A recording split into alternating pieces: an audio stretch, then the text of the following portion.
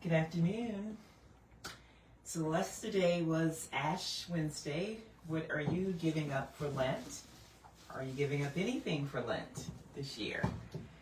With everything that's going on and as nervous and as anxious as people are, I think it's an excellent time.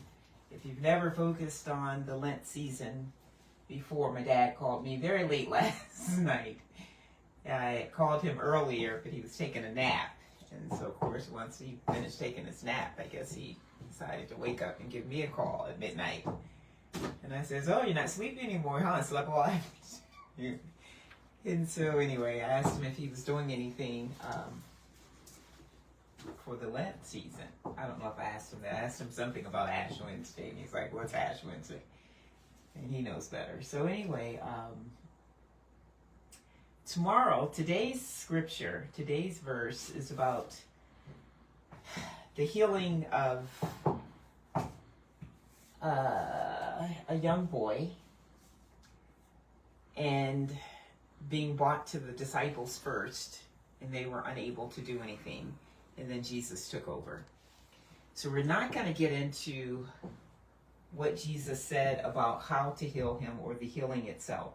Today we're just going to focus on something else, because this is a transitional period from the time that Jesus, the transfiguration on the mount, when he had taken up the 3 disciples with him, and then to this period is the transition. So they're coming off the mount. If you recall, the last few times that we've met, we broke that section up, the first part of chapter 9, to where when Jesus went up on the mountain, he was transfigured as white as snow. And Peter was like, "We should just stay here," And as soon as that evaporated and they were coming down, Jesus had said to them, "Be sure not to speak of this to anyone." Didn't tell them why. He just said that to them. Let me pull that verse for you right quick. And they were asking about Elijah. Now as they were coming down the mount, this is in 9:9. Now as they were coming down from the mountain, he commanded them that they should tell no one the things they had seen, until the Son of Man has risen from the dead. So they kept this word to themselves, questioning what the rising from the dead meant. Now, Jesus is getting closer and closer to the cross. He has had this conversation with them before, and they're still and we can't blame them. The only reason that we can kind of sort of shrug is because we know the whole story. But remember, he had not gone to the cross yet. He had just been walking with his disciples. So imagine what they're thinking when they've seen that he's done all of these great things, and how could he rise from the dead? Because that would insinuate that he would have to die. And how could the Son of Man die? So, when they come down the mount, this is what they walk into. This is where we're picking up today, chapter 9, verses 14 through 18. Again, I'm going to break this story up as well. A boy is healed.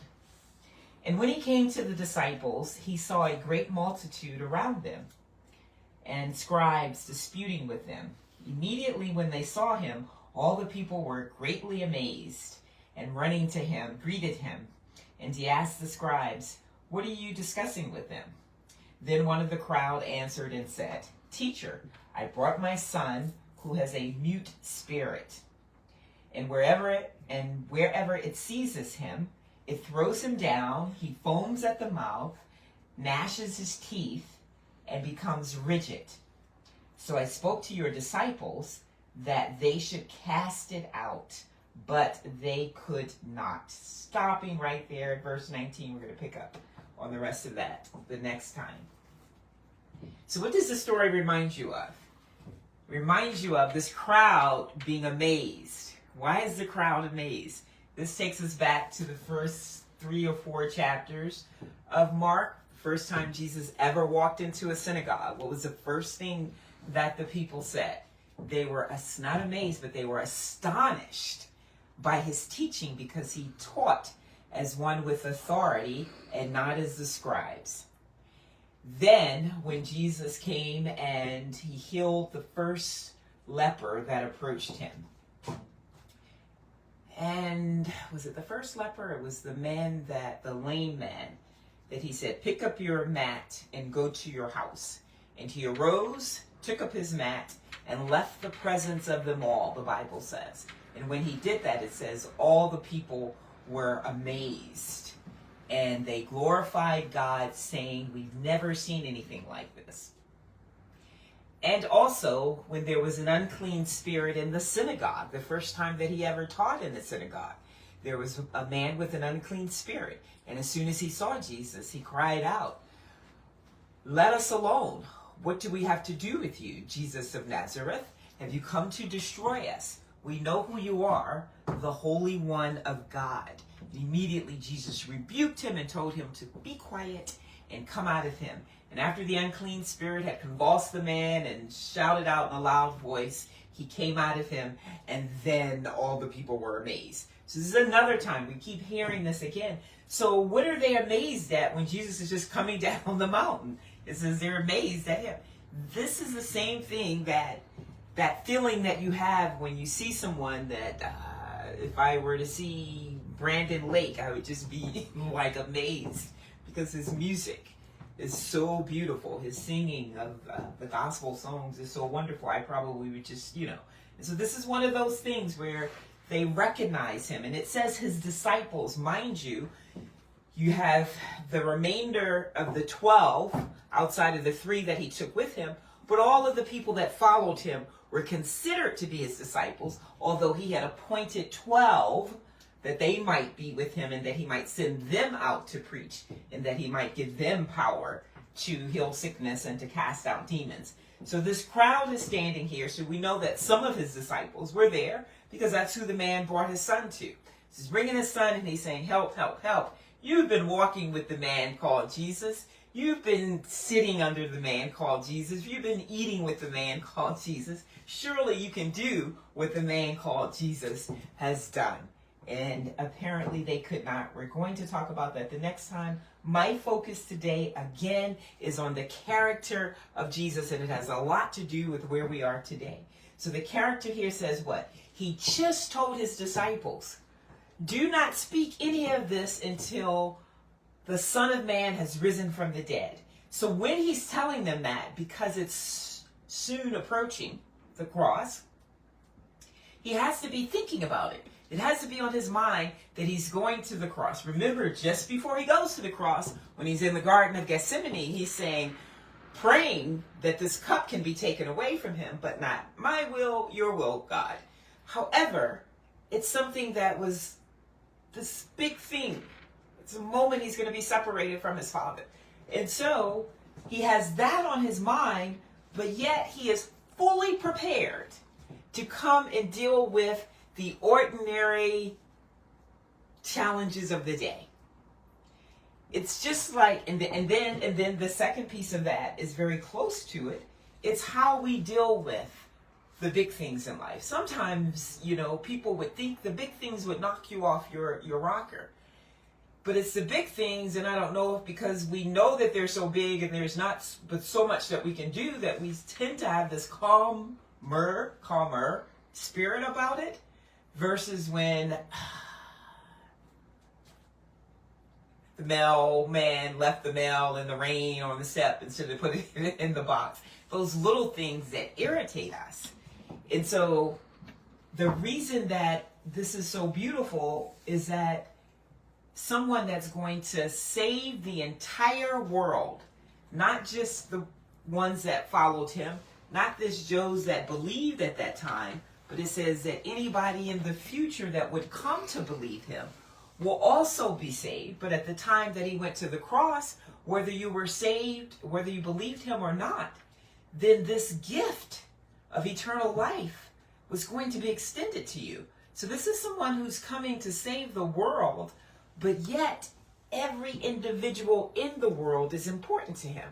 As we're pointing our finger at Donald Trump and we talk about people that claim that they love the nation, that they love people, that they love the human race, but yet when that homeless person is at your window shield, tapping on it, when that unemployed person is wondering if you could spare a few dollars until they find a job. Our attitude isn't such that we care about the human race. And that's sending mixed signals, and that's hypocritical. And that's not our God. Our God was the God that says, I have this huge task ahead of me, but your small task is important to me at the same time.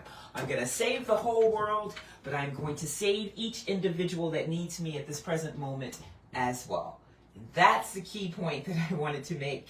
And the reason that he could do that, and the reason that that was such a high characteristic of his, is because it was organically a part of who he was.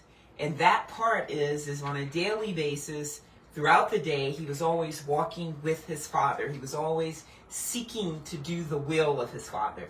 And if he was seeking to do the will of his Father and always walking with him, then that means that when the roller coaster is on up, he's walking with God. When the roller coaster is on down, he's walking with God. When he's on the mountaintop, he's with God. When he's in the valley, he's with his Father.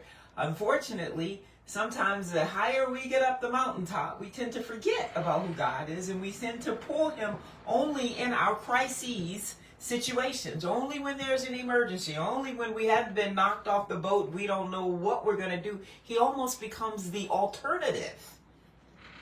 And when that happens, that is why our lives look like that. A roller coaster, people wanting to just clock out, literally here in these last 6 months or so. People just want to take their lives. People are just giving up on the race, giving up. And that is because they're not walking with God. They're looking for their answers in their employment. They're looking for their answers in their stable marriages or whatever. And when these things go rocky, go south, then their anxiety levels go up. Their depression goes up. Their sense of hope goes away. Their sense of being cease to exist. It's interesting we're talking about this. So tomorrow I have a conference this weekend for women who have businesses of purpose. You know, and all the stuff that we do in life that is just stuff. You know what I mean? But I have not been tasked to talk about holistic living or healing. And in essence, in actuality, I am, because it is the essence of everything. But my actual task is to talk about mindfulness and vital energy, vitality, mindfulness, vitality, and journaling. Journaling, you know, and so... But that too is easy to do because this is where we are. And so mindfulness is just that. It is being present in the moment. And the reason that we are so anxious, the reason that we're so off the chain is because we're constantly regretting those things of the past that we can no longer do anything about, but just try not to repeat them. Or we're focused on what if happens in the future. And the way the mind works is that it's a picture of whatever is formulated by your thoughts. And if your thoughts are thinking anything of the future, they're going to be not facts, you know? Fake facts. And therefore, your mind now is going to have a distorted view because it is taking a picture of your thoughts. And if your thoughts have absolutely no idea what the circumstances are going to be in the future, then you're giving it a false sense. And that is where that anxiety builds in. If we just take a moment to say, I'm right here in this moment. This is all I can control right now. And how am I going to control that? What if you had $20,000 a day at your disposal? How mindful would you be of the fact that you have $20,000? Hopefully you won't just be one that wants to hoard it and sit it over here, but you'd probably try and figure out, how can I make this $20,000 a day become exponentially more? And you would take care in making sure that you plan that out and that you care for it and of it. Well, we have 20,000 breaths within one single day. And if you can control those breaths, just periodically taking 3 deep breaths, it takes the anxiety down a notch. If you can begin to take those deep breaths and start to focus on the moment that you're in and the control you have over that exact moment, and that includes when it's not so much the things that you can't keep your emotions from happening. You can't keep anxiety from happening. That's the thing too. When people try to tell you have to learn how to not be fearful. Well, all of that is a part of life. That's not as much the problem as how we look upon it. You know, is the glass half full or half empty? And those kind of things make a big difference. Trust me, as a naturopathic doctor, when I'm testing people bioelectronically, you know, most people are sick because their numbers are skewing to the left instead of the right. And when they're skewing to the left, that's because of the stress on the body. Yes, it could be some nutritional deficiencies, but more importantly, the way that we think about the glass being half full or half empty has a direct impact on our immune system. And that's what I try and teach people. It's your stress is killing you. It has a huge impact on your blood pressure, on depression, and just so many things. And so now, you know, mindfulness has become, you know, really just, you know, one of those fancy cleave words, but it's really something that's been around forever. And we just want to be like that. And that's what that story that I just talks about. It was that Jesus was always present in the moment. Yes, the cross was coming. How close was he to the cross in that particular scene or incident? I don't know. Close. But at that moment, what was on his mind was what was in front of him. A father in need of healing for his son. And that is what Jesus addressed. And that is how we ought to be. And that is the other piece of that, is that continuously Jesus is always looking to do for his fellow man. And in the midst of doing for others, that anxiety, that depression, that discouragement, that hopelessness, all of that is minimized because you feel so good. And all kinds of tests and studies show that when people do things for other people, what it does for their brain, you know, the cells, and how it makes the body so much better. So that's just the way that the Bible teaches us to live as well. It says, love the Lord your God with all your mind, your heart, and your soul. And the second great command is like that one, the first great command. And that is to love your neighbor as yourself. And these make up the law of God and the prophets.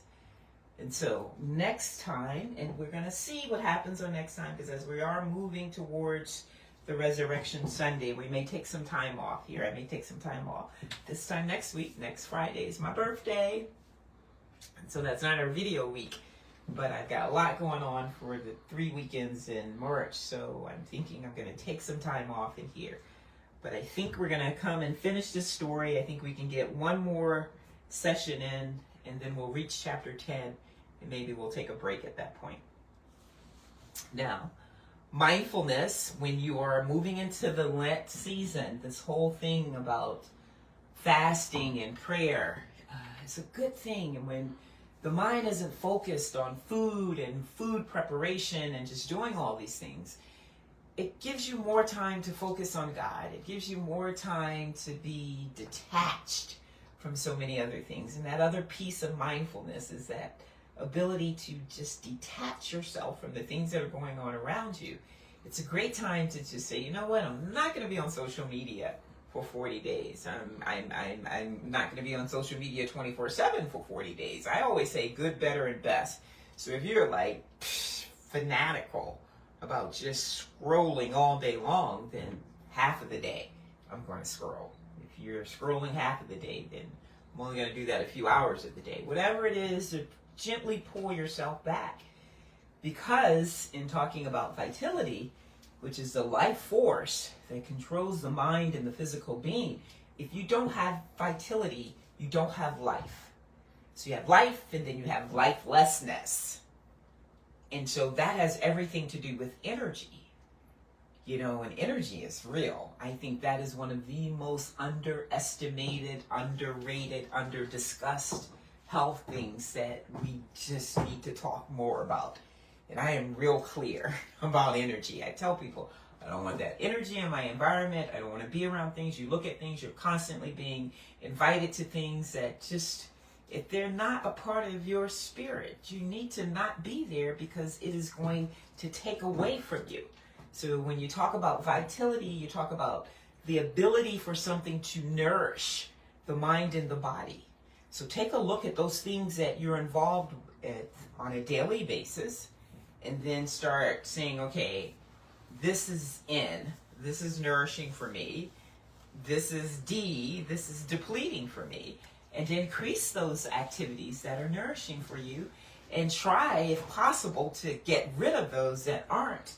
And then it also gives you the opportunity to take a look and see where you are, because everything is about balance.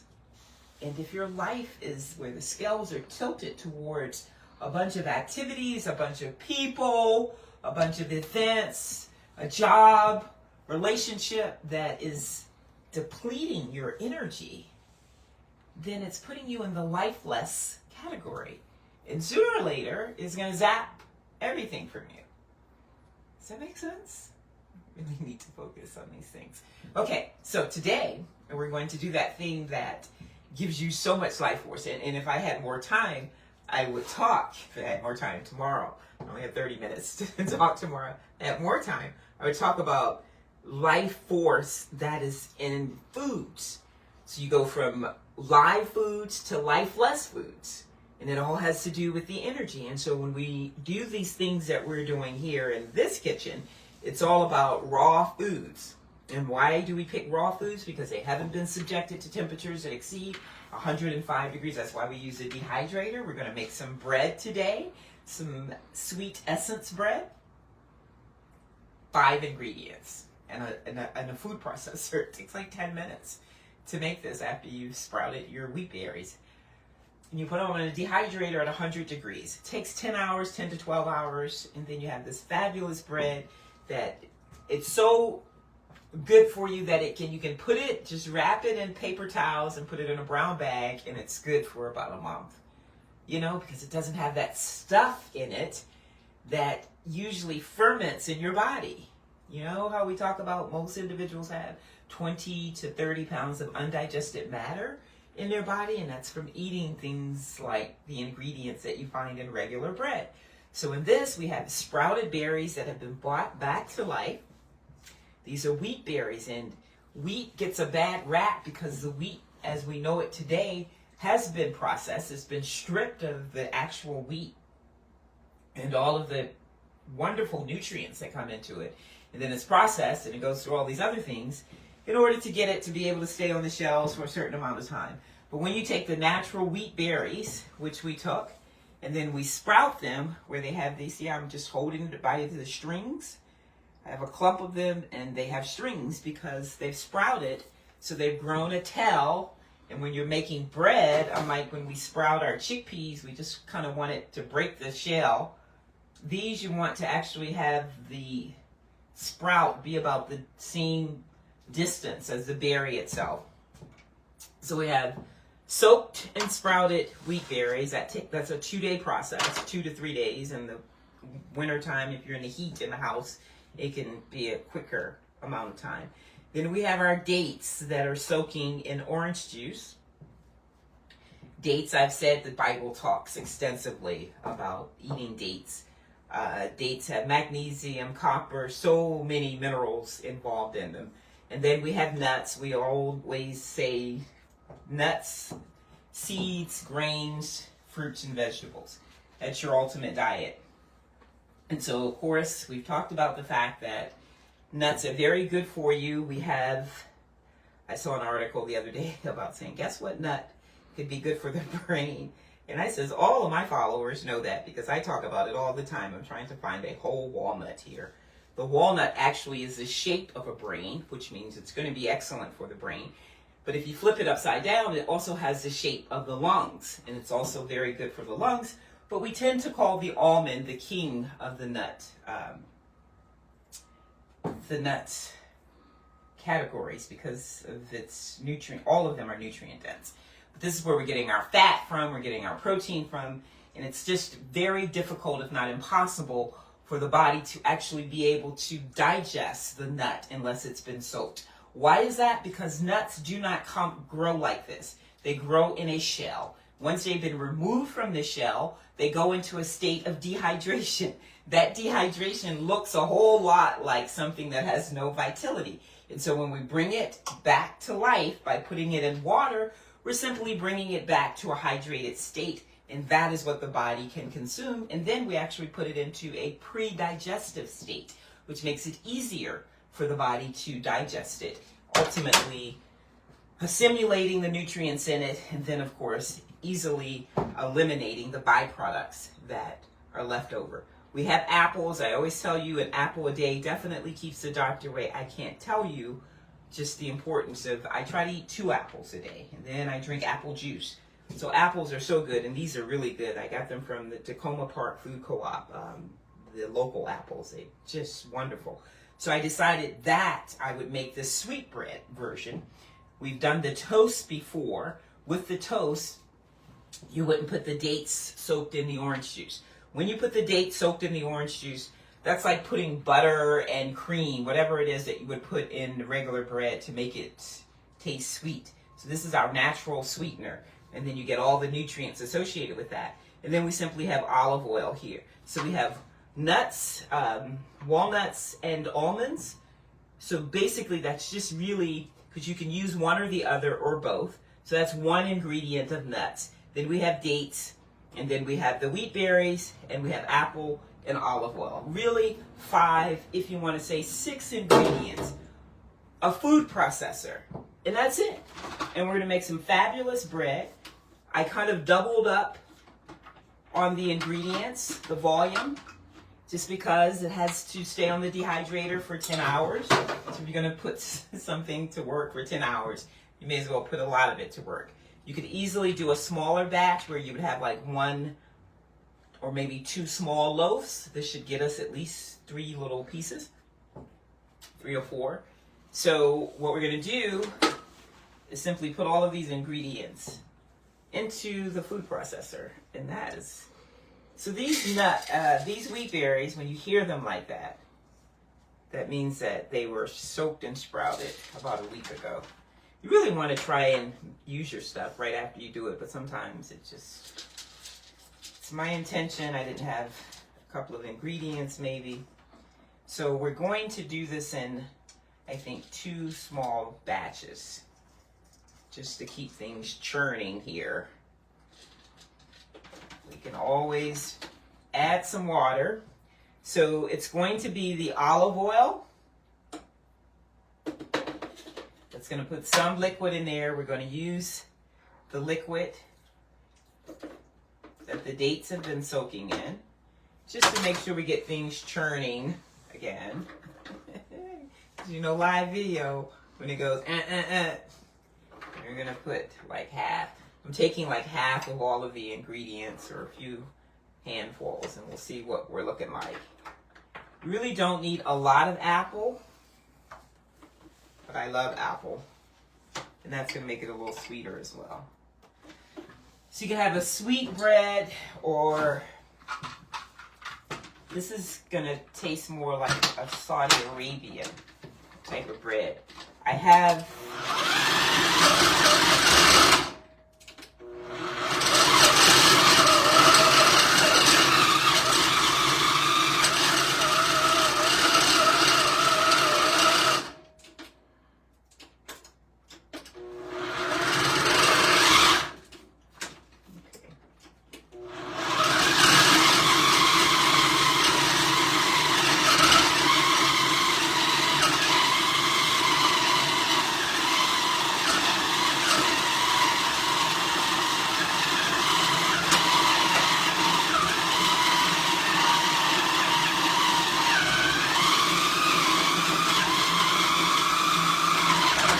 those dates in there.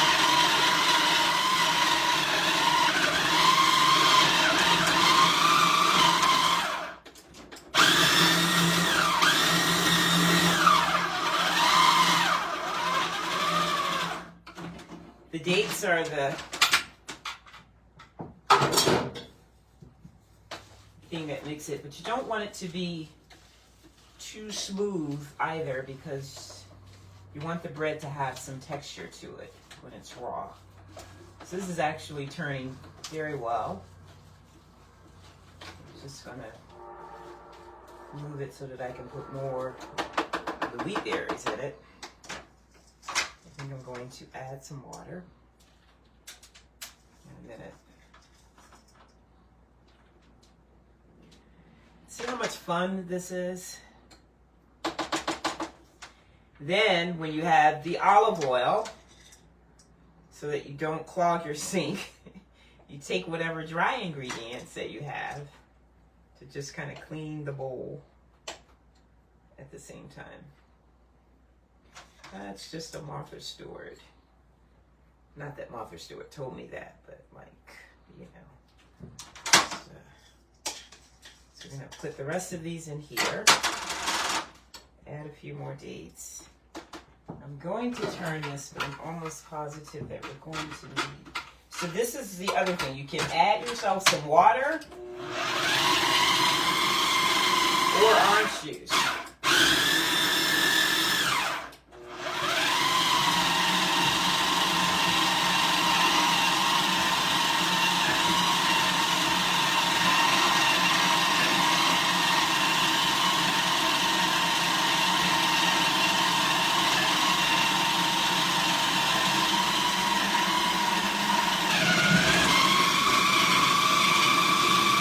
Happens when you add the orange juice.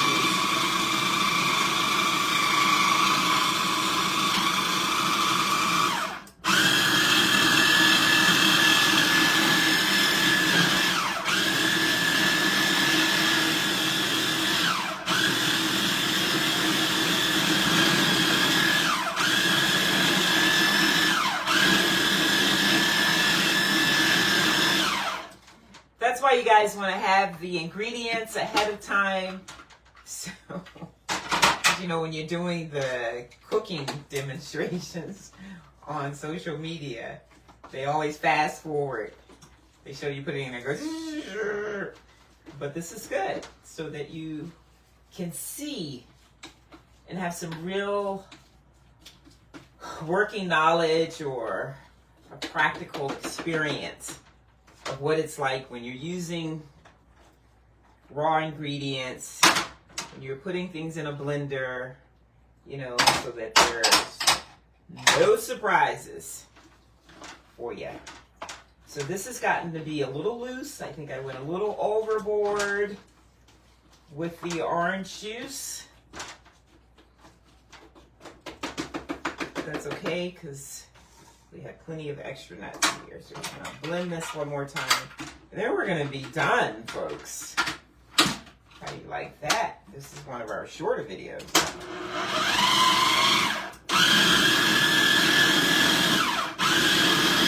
So you have a dough button, and so that usually turns. So you can put it on high. You can hit the dough roller.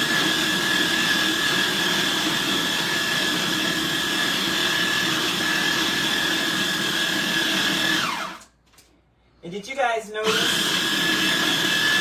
we didn't use any seasoning?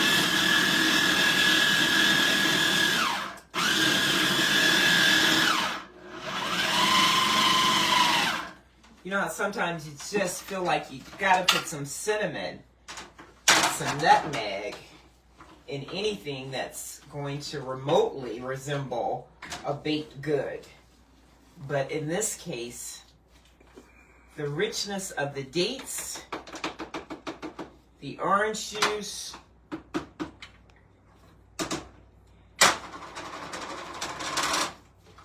what other ingredient did we use? And wheat. Wheat is actually rather sweet, yummy, when it hasn't been stripped down and gone through all of that processing. There's a natural flavor to it. So here we go.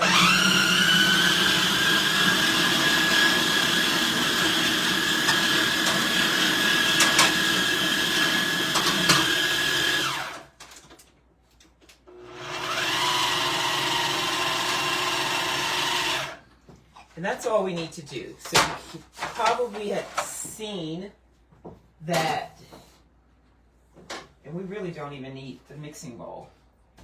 Probably saw that at the end, when I put the extra nuts in, that it may or may not have turned very well.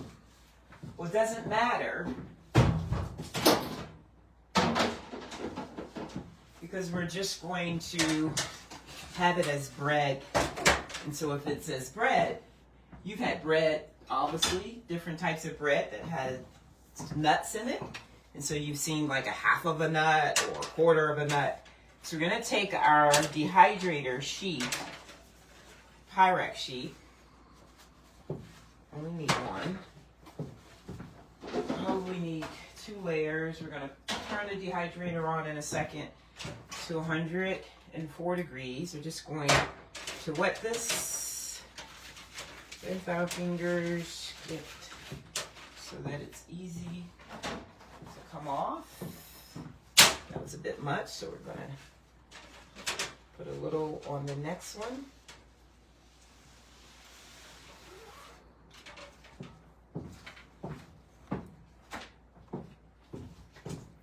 Take that spoon.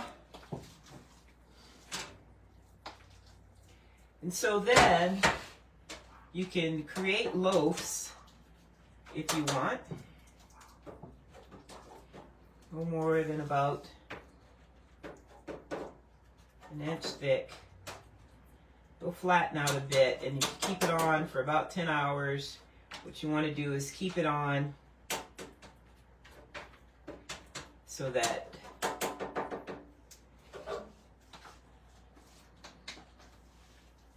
it's moist on the inside and the crust, or the external piece, it's just a little crunchy, but not too much. So we'll flatten out a little more, but not too much. It's going to end up being about that thick. And you can just create a few loaves. Some will be a little smaller than others. It's good if you can get them all on one sheet. This is a good, at least 4 loaves. Then that way, if you want to make something else, you'll have another sheet or 2, because when you're doing the raw bread loaves, they have a little more depth to them versus the flat crackers or flaxseed crackers, or the raw crust bread that we do for the pizza. It's a bit flatter.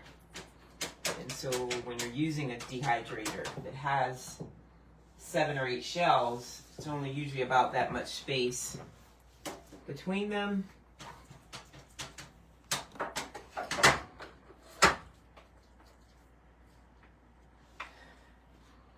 You guys know how to make the raw butter, right? So as we're thinking about bread, and I used to be a big time bread lover of really good bread. And it's no sense in having good warm bread without butter on it. And so once you started going raw and getting away from those things that clog your arteries, then if you wanted to have that experience, very similar experience to it, you can make the bread. Oh, there's a pumpernickel that I do out of raw berries, rye berries, and you add carob powder to it to give it that pumpernickel kind of thing going on. And we can take some carrot juice and mix it with coconut, raw coconut, and it tastes just like lox, you know. And when you put that on that raw pumpernickel bread, you think you were having bagel and lard. And you can put a slice of avocado on it as your cream cheese, and a slice of onion and tomato, and it's just a wonderful thing. But what you can do is you can take an ice cube tray and pour olive oil into the ice cube trays, and then simply put them into the freezer. You can add a tad bit of sea salt to the cubes. You really don't need to. And then you let them freeze, and because of the texture and the viscosity of the oil, it's not going to freeze like an ice cube, but it will solidify to some extent so that when you take it out, and if you pull the bread off of the dehydrator just when it's done, and the bread is nice and warm from the heat of the 105 degrees from the dehydrator, and you put that piece of solidified olive oil out of the ice cube tray on there, you'll feel just like you're having butter and bread. And didn't need that second sheet. That's a wonderful thing to do. And then you also, too, after the bread is done, if you ever wanted it to be warm, so to speak, you can just turn the dehydrator on, let it get warm, stick the bread in there for 2 minutes, and then it's just like it was just prepared as well. So this is what, we have 4 bread buckles here. Those are bigger than loaves. They're going to flatten just a little bit. When they're done, it's going to be nice and crisp on the outside and really moist and just very yummy. This is some good stuff here. And in addition to it being so good for you, it just tastes amazing. And you can always, if you want to add a little cinnamon or something to it, you can. You could have put coconut in here. You can do whatever you want. That's a great thing about raw food, especially this kind of raw food preparation, is that at the last minute you can throw a little curry in that pumpernickel bread. You can do whatever you want and whatever taste that you desire. You can create it, and that's the great thing about it. But the nutrients and what it does for the body, the skin, your digestion is just amazing. It's simple. All I have to do is rinse out a couple of bowls and we're done. And so we want to try to get to a place where this becomes a part of our life. Just, you know, fresh juices, fresh fruit. Had a few pounds of grapes the other day, and that was good. I was good with that. So we just, you know, your energy is good, you know, just so we want to start becoming intentional about our plans for life. And that starts with being mindful of what we're doing on a regular basis. Hope this has been helpful. It's been fun. Happy Lent season. The next time you see me, I would have moved into another year, turned the big, I can't believe I just celebrated the big 6-0 last year. We had a wonderful party. And now it's 61 already. Time is just, which is good. I'm excited. I'm looking forward to November of this year. So, if you have any questions, put them down in the box. I will get to them within 24 hours, probably by Monday. I'm busy until Monday. So, shalom.